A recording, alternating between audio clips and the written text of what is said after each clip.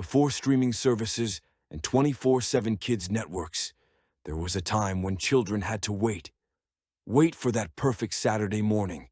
Wait for the after-school lineup. Wait for the next big animated series to drop. And in the 1990s, no network delivered for kids quite like Fox Kids. Launched on September 8, 1990, Fox Kids wasn't just another programming block, it was a game changer. It gave us some of the most iconic animated and live-action shows of all time, from superheroes to talking animals, from action-packed adventures to hilarious comedies. But Fox Kids didn't just happen overnight. Before Fox Kids, children's programming was mostly an afterthought for major networks. The big three, ABC, CBS, and NBC, had their own Saturday morning cartoons, but they were mostly dominated by safe, family-friendly content. There wasn't a network truly pushing the boundaries of what kids' television could be. That changed when Fox decided to take a bold step. Enter Margaret Loesch, a visionary producer who had worked with Marvel Productions and Hanna-Barbera. She believed that kids deserved better storytelling, higher stakes, and shows that didn't talk down to them. And Fox Kids was her chance to prove it. With a mix of original series, syndicated favorites, and bold new experiments, Fox Kids wasn't just about entertainment, it was about building a movement. In the early days, shows like Bobby's World, Tom and Jerry Kids, and Peter Pan and the Pirates set the stage. But it wasn't until 1992 and beyond that Fox Kids hit its stride, bringing in legendary properties like X-Men, the animated series, Batman, the animated series, and Mighty Morphin Power Rangers. And that's when everything changed. Fox Kids wasn't just another Saturday morning block, it became the gold standard for kids' television. It gave us serialized storytelling in animated shows, intense action, and comedy that didn't shy away from clever, sometimes even dark, humor. But what made Fox Kids truly special? Was it the superheroes, the live-action hits, or was it the perfect mix of everything? Let's take a closer look at how Fox Kids became a household name and why it still holds a special place in our hearts today. Fox Kids was home to some of the best cartoons of the early 90s. It had action, adventure, and comedy, but not all of its greatest shows stayed on the network. One of its crown jewels, Animaniacs, a Steven Spielberg-produced masterpiece, became a massive hit. But in 1995, something unexpected happened. Animaniacs left Fox Kids and made the jump to Kids WB. This wasn't just another programming shuffle. This was a major shift in the landscape of children's television. To understand why this happened, we have to go back to 1993, when Animaniacs first premiered. Created by Tom Ruegger and produced by Steven Spielberg, Animaniacs was a unique blend of slapstick comedy, witty satire, and pop culture references. It followed the misadventures of the Warner siblings, Yakko, Wakko, and Dot, along with a hilarious supporting cast that included Pinky and the Brain, Slappy Squirrel, and the Goodfeathers. Fox Kids had never seen a show quite like this before. It appealed to both kids and adults, blending classic Looney Tunes energy with sharp, modern humor. The series quickly became a massive success, earning awards, critical acclaim, and a devoted fan base. It was one of the standout shows in Fox Kids' weekday lineup. But behind the scenes, change was coming. In 1995, Warner Brothers launched Kids WB, a brand new programming block aimed at competing with Fox Kids and other networks like ABC and Nickelodeon. Since Animaniacs was a Warner Brothers production, the decision was made to move it away from Fox Kids and bring it under the Warner Brothers umbrella. For Fox Kids, this was a major loss. Not only was Animaniacs a hit show, but it was one of the few that could compete with Nickelodeon's dominance in kids' comedy. Losing it to Kids WB meant that Fox Kids was now more reliant on action-oriented programming, which would define much of its later years. But for Kids WB, this was just the beginning.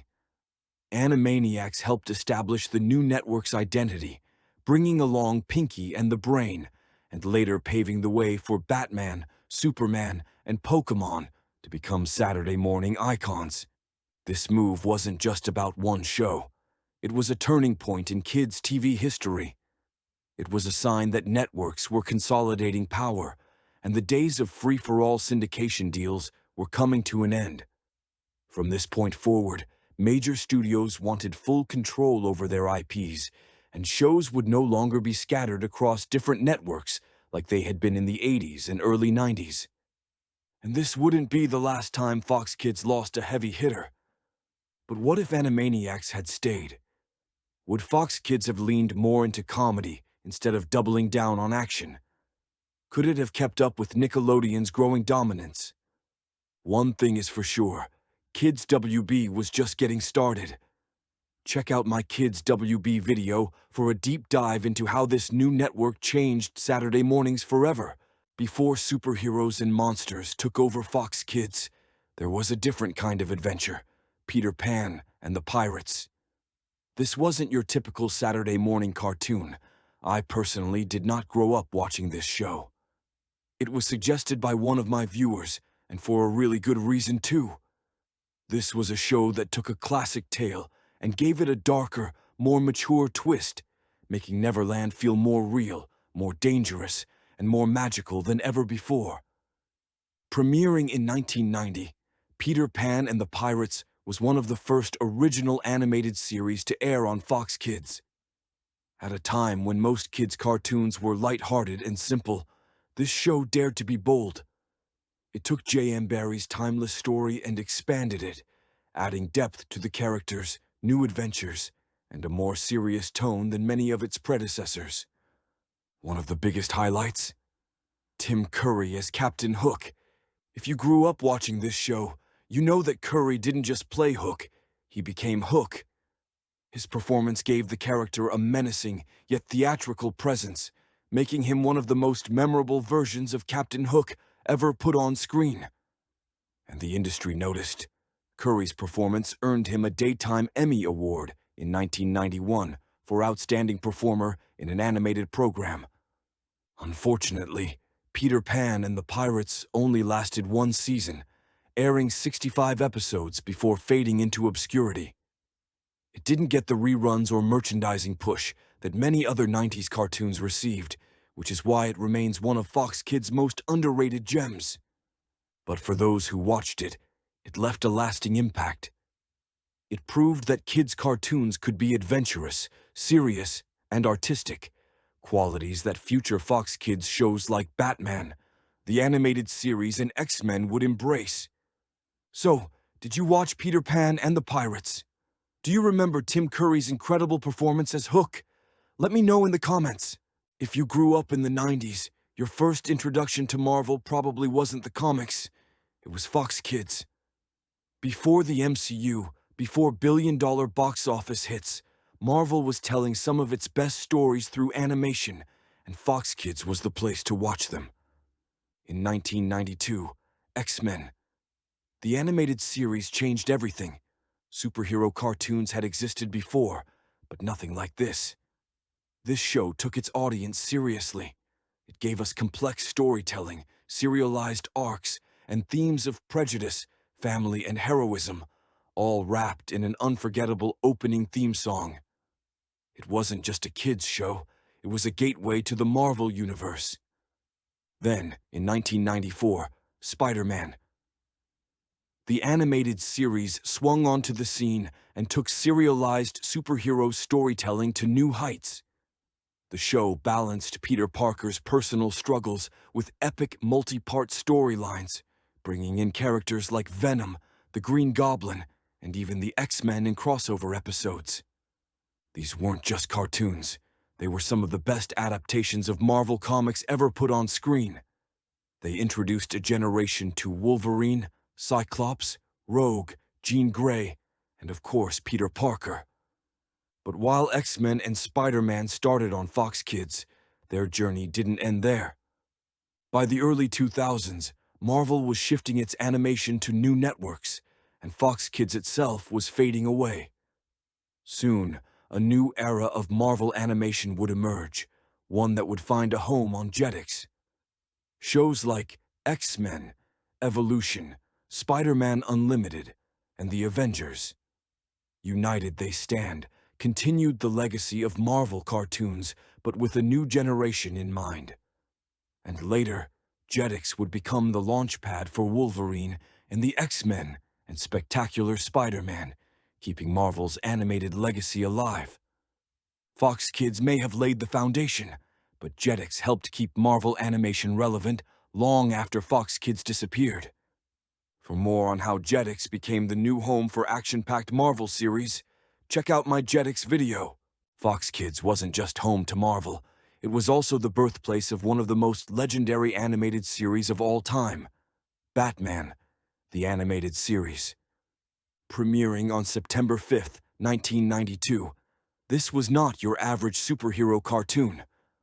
Gone were the campy, over-the-top antics of past Batman adaptations. Instead, we got dark, moody storytelling, a hauntingly beautiful art style, and a level of maturity rarely seen in children's animation. Inspired by the success of Batman, 1989, and Batman Returns, 1992, this series brought Gotham City to life in a way that felt timeless. The show's art direction, known as Dark Deco, combined classic 1940s aesthetics with modern action, giving it a unique and cinematic quality. But what truly made Batman, the animated series, legendary was its writing and voice acting. Kevin Conroy defined the voice of Batman to Bruce Wayne, balancing gravelly intensity with genuine emotion. Mark Hamill's Joker became one of the most iconic portrayals of the character, rivaling even the live-action versions. The show introduced the world to Harley Quinn, a character who was so popular she became part of DC Comics canon. The storytelling, unparalleled. Episodes like Heart of Ice, Robin's Reckoning, and Perchance to Dream pushed the boundaries of what a kid's cartoon could be. Batman wasn't just punching villains, he was dealing with moral dilemmas, tragedy, and the cost of being a hero. For Fox Kids, this was a prestige show, a superhero series that proved animation could be artistic, mature, and critically acclaimed. Fox Kids didn't just change animation, it changed live-action TV forever with Mighty Morphin Power Rangers.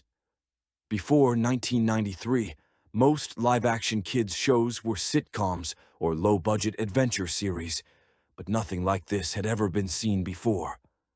It all started with Saban, who had a bold idea: repurpose action footage from Japan's long-running Super Sentai series and combine it with newly filmed American scenes. It sounded risky. After all, could Western audiences connect with a show that was literally stitched together from two different productions? But when Mighty Morphin Power Rangers premiered on August 28, 1993, it became an instant phenomenon. Everything about it was different. The high-energy action sequences, the larger-than-life villains, the giant Megazord battles, and of course the team of teenagers with attitude. It was the perfect mix of martial arts, sci-fi, and superhero storytelling, all wrapped in an unforgettable theme song that still lives in our heads rent-free. Within a year, Power Rangers wasn't just a show, it was a cultural phenomenon. Toys flew off the shelves, making it one of the best-selling action figure lines of the 90s. Video games, comic books, and lunchboxes were everywhere.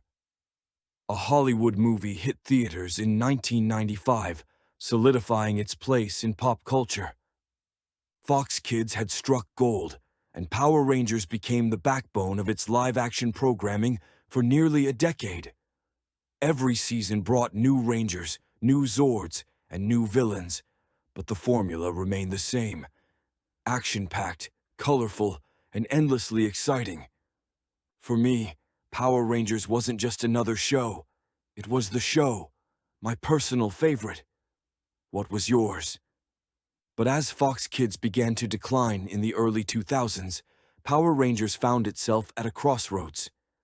In 2001, Disney acquired Fox Family Worldwide, which included Saban Entertainment, the company behind Power Rangers. That meant Power Rangers no longer belonged to Fox. It now belonged to Disney. By 2002, Power Rangers left Fox Kids and moved to ABC Family before becoming a major part of Jetix, Disney's new action-focused block. Shows like Power Rangers Ninja Storm, Dino Thunder, and SPD introduced the franchise to a new generation of fans under the Jetix brand. But while Disney kept the franchise alive, the tone of the show changed. The Power Rangers seasons on Jetix had higher production values, new storytelling styles, and even brought back classic Rangers like Tommy Oliver in Dino Thunder. For longtime fans, this marked a new era for the franchise. And whether you preferred the Fox Kids era or the Jetix era, one thing is clear: Power Rangers remains one of the most enduring and beloved franchises in kids' TV history. And while it's been through multiple owners, including its return to Saban in 2010 and now under Hasbro, Power Rangers will always be remembered as one of Fox Kids' biggest success stories. Want to know more about Power Rangers' transition into the Jetix era? Check out my Jetix video, where I break down how Disney reshaped the franchise. With Power Rangers dominating the airwaves, Fox Kids knew they had something special. The combination of martial arts, giant robot battles, and Japanese action footage had struck gold, and kids couldn't get enough. So naturally, they tried to replicate the formula with another action-packed series, VR Troopers. Premiering in 1994, VR Troopers followed the story of three teenagers, Ryan Steele, J.B. Reese, and Caitlin Starr, who discovered that virtual reality wasn't just a game, it was real. With the help of advanced battle suits, they fought against the evil Grimlord and his army of mutant cyborgs, protecting both the real and virtual worlds from destruction. Like Power Rangers, VR Troopers took action footage from Japanese Tokusatsu series, this time from 3 different shows in the Metal Hero franchise: Superhuman Machine Metalder, Dimensional Warrior Spielban, and Space Sheriff Shader. This allowed Saban to create a completely new story while keeping costs low. On the surface, VR Troopers had everything going for it: high-tech armor and flashy fight sequences. A cool cyberpunk aesthetic that made it feel ahead of its time. A darker, more serious tone compared to Power Rangers. A charismatic lead, Ryan Steele, played by Brad Hawkins, who was originally supposed to be the White Ranger in Power Rangers before the role went to Jason David Frank. But despite these strengths, VR Troopers never quite reached the same heights as Power Rangers. One of the biggest challenges? The limitations of its Japanese footage. Unlike Power Rangers, which could pull from a single, ongoing Super Sentai season, VR Troopers was working with footage from multiple sources that didn't always match up. This made fight scenes harder to piece together, leading to inconsistencies in battles and storytelling. Another issue: the lack of toy sales. While Power Rangers became a merchandising juggernaut, VR Troopers didn't generate the same level of hype. Without strong toy sales, networks and sponsors were less inclined to invest in future seasons. After just 2 seasons, VR Troopers ended in 1996, making it one of Fox Kids' shorter-lived Tokusatsu adaptations. But that didn't mean Fox Kids was done trying to capture lightning in a bottle again. A year later, they introduced Big Bad Beetleborgs, another Power Rangers-inspired series, this time with a more comedic approach. Instead of teenagers saving the world, Beetleborgs focused on kids who gained superhero abilities after accidentally freeing a wacky ghost named Flabber. Like VR Troopers, Beetleborgs used footage from Japan's Metal Heroes series, but it had a lighter, more kid-friendly tone. It also ran for 2 seasons before ending in 1998. Even though VR Troopers never became the next Power Rangers, it still has a dedicated fan base. Many 90s kids remember the cool armor, the virtual reality concept, and that unforgettable theme song. We are, we are, VR, VR Troopers. And let's be honest, at a time when virtual reality was just starting to enter pop culture, VR Troopers felt like a glimpse into the future. So, did you watch VR Troopers back in the day? And do you think it deserved more than 2 seasons? Let me know in the comments. While Pokemon was taking over the world with its video games, trading cards, and anime, Fox Kids had something entirely different: Digimon. And unlike Pokemon, Digimon wasn't about collecting creatures or battling for sport. It was about survival, growth, and an emotional journey that pushed the boundaries of kids' television.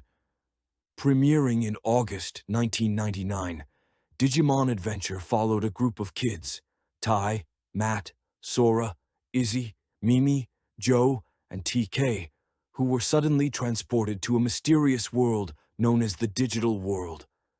There, they met Digimon, digital creatures who weren't just allies, but lifelong partners bonded to them by fate. But here's where Digimon was different from anything else on TV at the time. Digimon weren't just companions. They had personalities, emotions, and their own struggles. They didn't evolve permanently like Pokemon. Instead, Digivolution was temporary, triggered by emotional bonds and the strength of their partnership. This wasn't about winning battles. It was about protecting their friends, saving the digital world, and ultimately, growing as individuals. Each Digidestined wasn't just on a journey to fight villains. They were on a journey of self-discovery. Tai had to learn the difference between strength and recklessness. Matt struggled with his role as a leader and his independence. TK, the youngest of the group, had to learn how to overcome his fears and become stronger on his own. And unlike many kids' shows at the time, Digimon wasn't afraid to go dark. The stakes were real. If a Digimon lost in battle, they could die or be permanently deleted. The villains weren't just obstacles. They were legitimately terrifying.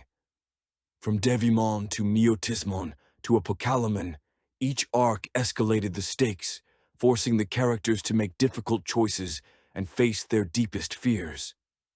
By 2000, Digimon Adventure 02 continued the story with a new generation of Digidestined, expanding the digital world's mythology and introducing one of its most complex villains, the Digimon Emperor, a human antagonist who blurred the lines between hero and villain. Then came Digimon Tamers, and that's when things got even more serious. Set in a completely different universe, Tamers explored darker, more psychological themes, including government conspiracies, digital warfare, and even the concept of Digimon as living weapons. It took Digimon from a fun adventure series to full-blown sci-fi storytelling, earning it a reputation as one of the best-written seasons in the franchise. For 3 years, Digimon was one of Fox Kids' biggest hits, proving that anime could tell deep, serialized stories with real consequences. But by 2002, everything changed. Fox Kids was shutting down, and Digimon Frontier, the 4th season, became one of the last major anime series to air on the network. Soon after, Disney acquired the Fox Kids library, and Digimon moved to ABC Family and Jetix. While the show continued, it never quite had the same cultural impact that it did during the Fox Kids era. Even though Digimon never reached Pokemon's level of mainstream success, it built something arguably more meaningful, a devoted fan base that connected deeply with its characters, its themes, and its storytelling. For many of us, Digimon wasn't just another show. It was a story about friendship, courage, and growing up. So, what's your favorite Digimon season? And do you think Digimon deserved more recognition than it got? Let me know in the comments. Before Dragon Ball Z became one of the biggest anime of all time, before it dominated Toonami, it had a brief but fascinating run on Fox Kids. That's right, Fox Kids aired Dragon Ball Z in the mid-90s, but its time on the network was short-lived. So what happened? In 1996, Dragon Ball Z made its way to US television with an English dub produced by Saban Entertainment, the same company behind Power Rangers. This version, known as the Ocean dub, aired on Fox Kids, introducing American audiences to Goku, Vegeta, and the Saiyan saga for the first time. But unlike the DBZ we know today, the Fox Kids version was heavily censored. Violent scenes were cut, dialogue was changed, and even entire episodes were skipped to make it more kid-friendly. The biggest challenge: Dragon Ball Z wasn't built for a Saturday morning format. The show's long, serialized story arcs didn't fit with Fox Kids' usual action lineup, which was mostly episodic superhero shows. On top of that, Fox Kids only aired the first 53 episodes, covering the Saiyan saga and part of Namek, before dropping it altogether. After Fox Kids let it go, Dragon Ball Z found a new home, one that would change everything. In 1998, Toonami picked up DBZ, airing uncut episodes daily, letting fans experience the full story as it was meant to be told. With its new home on Toonami, Dragon Ball Z exploded in popularity, becoming one of the most iconic anime of all time. Had Fox Kids structured its anime block differently, DBZ might have thrived there, but Toonami was the perfect fit. Even though its time on Fox Kids was brief, it played a role in introducing Dragon Ball Z to Western audiences. It may not have been the best home for DBZ, but it was a part of its journey to global success. And that's the beauty of Fox Kids. It took risks. It introduced us to new worlds, unforgettable characters, and action-packed storytelling that still resonates today. From superheroes to anime, Fox Kids shaped an entire generation. Did you ever catch Dragon Ball Z on Fox Kids, or was Toonami where you discovered it? Let me know in the comments. Before we continue, we want to take a moment to honor Akira Toriyama, the legendary creator of Dragon Ball, who gave us a world of unforgettable adventures, epic battles, and characters that inspired generations. His storytelling shaped childhoods and continues to impact fans worldwide. Rest in peace, Akira Toriyama. Thank you for all the memories. Your legacy will live on forever. While Fox Kids was known for action-packed shows, it also introduced kids to horror with Goosebumps. Based on R.L. Stine's best-selling books, the series premiered in 1995, bringing spooky, standalone stories to the small screen. Each episode adapted a different terrifying tale, featuring iconic monsters like Slappy the Dummy, cursed masks, and haunted cameras. Standout episodes included The Haunted Mask, a girl's Halloween mask becomes part of her face. Night of the Living Dummy 2, Slappy the ventriloquist dummy comes to life. Say cheese and die, a cursed camera predicts doom. Goosebumps was a game-changer, proving that kids loved being scared. It became one of Fox Kids' most-watched shows, helping introduce young audiences to horror storytelling. Though it ended in 1998, Goosebumps remains a beloved franchise, with reruns, new books, and movie adaptations keeping its legacy alive. Did Goosebumps scare you as a kid? Let me know your favorite episode in the comments. Fox Kids was known for bold and sometimes unexpected programming choices, and Ninja Turtles: The Next Mutation was definitely one of them. Premiering in 1997, The Next Mutation was a live-action adaptation of the Teenage Mutant Ninja Turtles. Produced by Saban, Fox Kids was home to some of the most iconic action series of the 90s, and with the success of Mighty Morphin Power Rangers, the network was eager to replicate the formula. Enter Kamen Rider, one of Japan's longest-running Tokusatsu franchises, but its time on Fox Kids was brief and often forgotten. In 1995, Saban Entertainment, the company behind Power Rangers, adapted Kamen Rider Black RX into Masked Rider, an Americanized version of the classic hero. The series followed Prince Dex, an alien warrior from the planet Edenoi, who comes to Earth to battle the evil Count Dragon. While it had similarities to Power Rangers, Masked Rider never reached the same level of popularity. One reason? The tone was inconsistent. While the original Kamen Rider series had darker, more mature storytelling, Masked Rider tried to mix goofy humor with superhero action, leading to an odd tonal clash.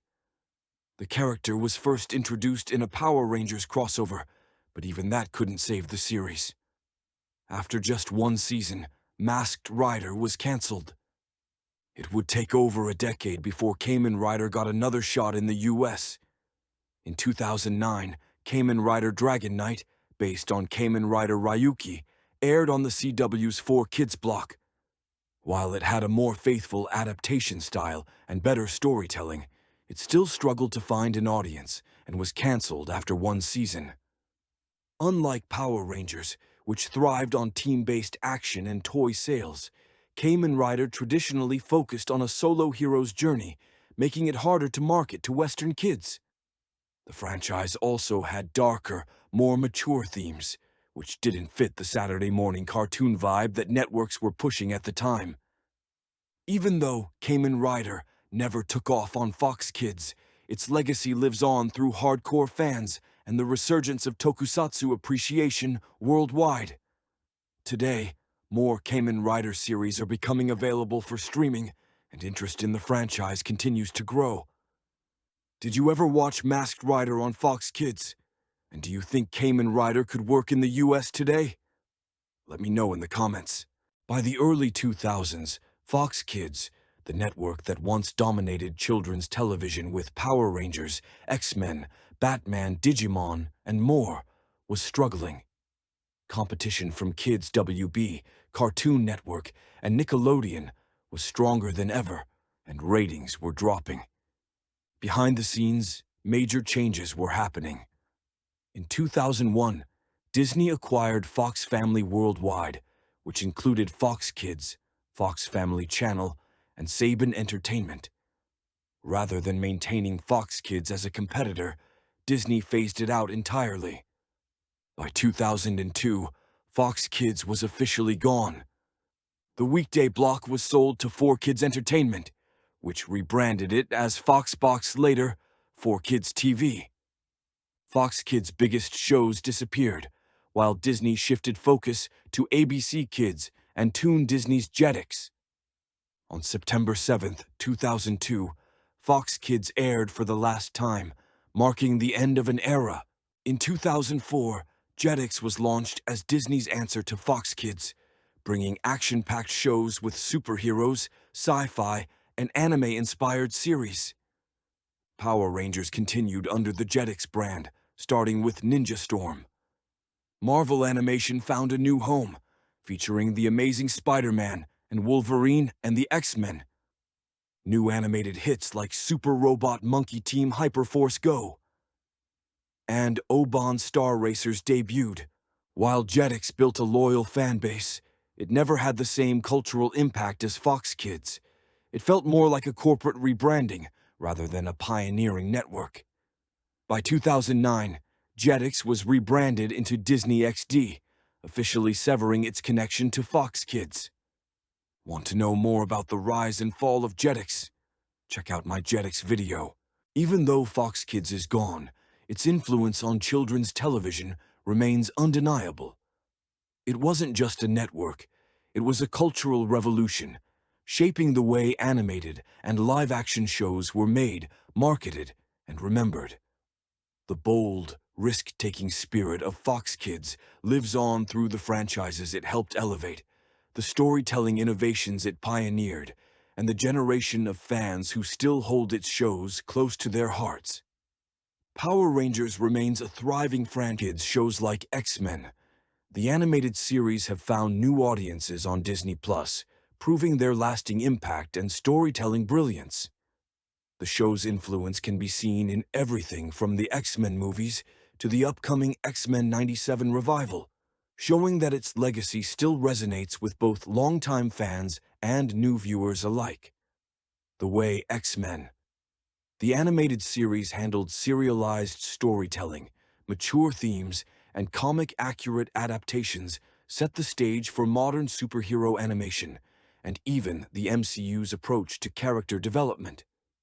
The bold, adventurous spirit of Fox Kids programming continues to inspire modern animation, with studios now embracing the mature themes, action-driven narratives, and world-building that Fox Kids pioneered. But beyond just its shows, Fox Kids represented a time when children's television took risks. It wasn't afraid to be dark, dramatic, and serialized. It treated its audience with respect, believing that kids could handle complex storytelling and meaningful character development. For those of us who grew up watching Fox Kids, it wasn't just a programming block, it was a movement that shaped an entire generation. Its magic may be gone from the airwaves, but the legacy of Fox Kids will never be forgotten. But the journey doesn't stop here. Stay tuned as we continue exploring more lost treasures of kids' TV. Next up, we dive into The Hub, another network that tried to bring back the magic of nostalgic programming, but didn't quite last. If you enjoyed this trip down memory lane, be sure to like, subscribe, and hit the notification bell so you don't miss what's next. Follow me on my social media platforms. Drop a comment below. What was your favorite Fox Kids memory?